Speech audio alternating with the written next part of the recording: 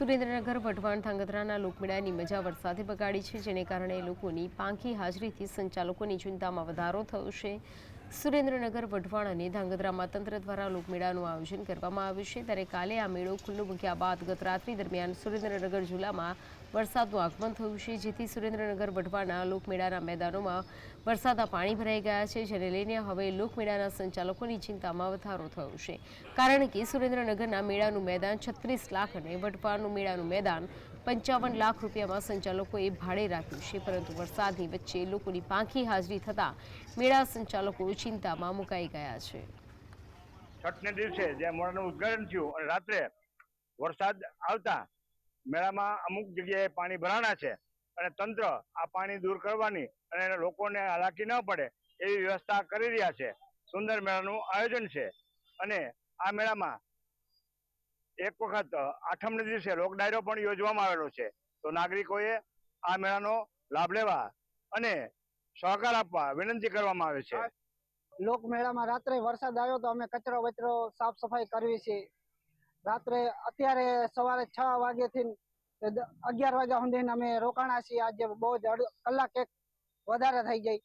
કચરો 20 થી 30 માણસો, 20-30 બૈરા, 10-20 જેન્ટ્સ આદમી, બધા છોકરા, અમે બધા સાફ સફાઈ કરવી છીએ અને અધિકારીઓએ મૂક્યા હતા અમને સવારના।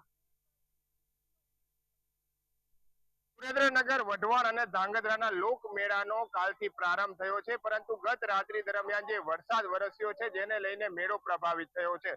સુરેન્દ્રનગર મેળાના મેદાનના દ્રશ્યો છે, ખાસ કરી મેળાના મેદાનમાં પાણી ભરાયા છે। ઉલ્લેખનીય છે કે આ વરસાદ વરસતાને સાથે આ લોકમેળો પ્રભાવિત બન્યો છે, લોકોની પાંખી હાજરી જોવા મળી રહી છે। એક તરફ જે નવી એસઓપી ની રચના કરવામાં આવી છે, જેમાં સુરેન્દ્રનગર, ધાંગધ્રા અને વઢવાણના લોકમેળામાં માત્ર 14 રાઇડનો ઉપયોગ કરી શકાય તે અંગેની નવી એસઓપી રચવામાં આવી છે અને મેળા સંચાલકોએ આ એસઓપી નું પાલન પણ કર્યું છે, પરંતુ વરસાદ હવે વિઘ્નતા અનુભવી રહ્યો છે અને લોકમેળામાં પાણી મેળાના મેદાનમાં ભરાઈ ગયા હોવાના કારણે લોકો પણ નથી આવી રહ્યા અને બીજી તરફ જો વાત કરવામાં આવે તો પાણી ભરાયા હોવાના કારણે સ્ટોલ ધારકોને પણ રાતા પાણીએ રોવાનો વારો આવ્યો છે।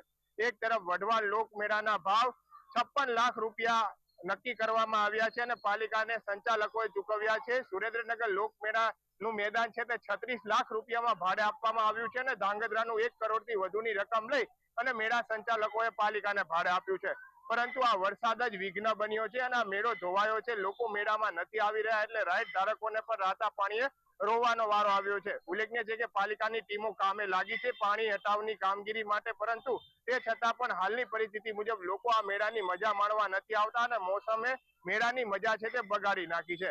ફજલ ચૌહાણ, GST।